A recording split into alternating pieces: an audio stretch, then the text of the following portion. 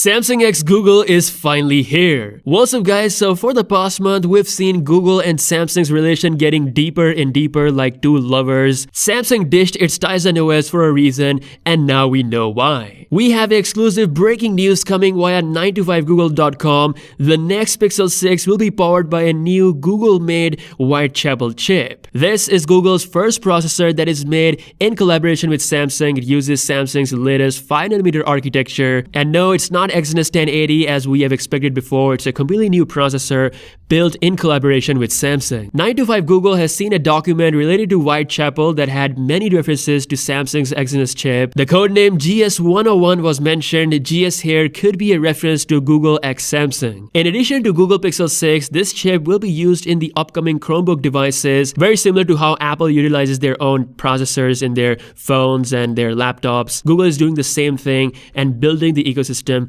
in collaboration with Samsung. For the first time, Google will not be using Qualcomm chips. Just imagine the optimization, Google's own processor on their own software. We could potentially see amazing software optimization, especially third-party apps like Instagram, Snapchat. During the end of 2020, Google CEO said that they're doing some heavy investments when it comes to hardware. That comment from the CEO himself pretty much confirmed Google's plan of building their own processor. Now, on top of having their own new hardware in collaboration with Samsung for their Pixel 6, it's very likely that they might have a new camera hardware as well, again with Samsung's help. We don't have any concrete leaks, but considering the relationship between Samsung and Google, Google could actually utilize Samsung's camera hardware for their Pixel 6 flagship phone. Google's camera APK software code already confirmed that Pixel 6 is coming with a new front camera that has the capability to record 4K videos for the first time. The code also revealed that Pixel 6 will have a centered punch hole design similar to how Samsung devices look. Guys, I am super duper excited. It's time to make Pixel devices great again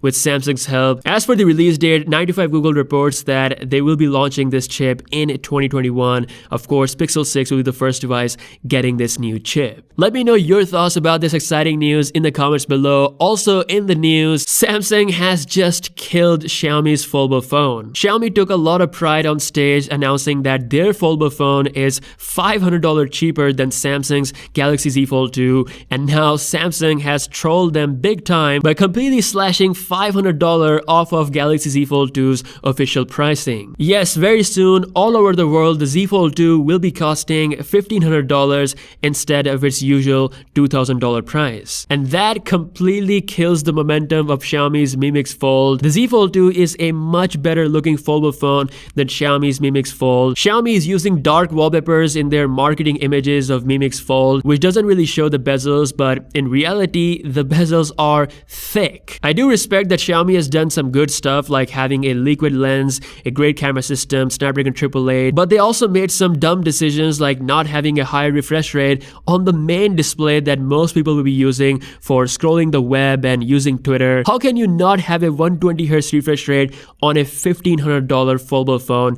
Is just crazy. In my opinion, Samsung pretty much killed the momentum by slashing the price off of Z Fold 2. Again, let me know your thoughts about this in the comment section below. Now, last but not the least, the S21 sales are skyrocketing in US market. Courtesy of Counterpoint Research, we have a graph that shows a sales comparison between the S21 series and the last year's Galaxy S20 series. You can see the difference of sales in first 6 weeks is just insane. Once again, Samsung's decision of starting the S21 series at $800 has made all the difference. I'm really happy for their success. So that's all the latest news. Google's own processor is finally coming on top of their own software. Just like Apple, Google can take the optimization on their own pure Android phones to next level. As always, let me know your thoughts in the comment section below. If you guys are new here, be sure to subscribe, and I'll see you guys in the next one. Peace out.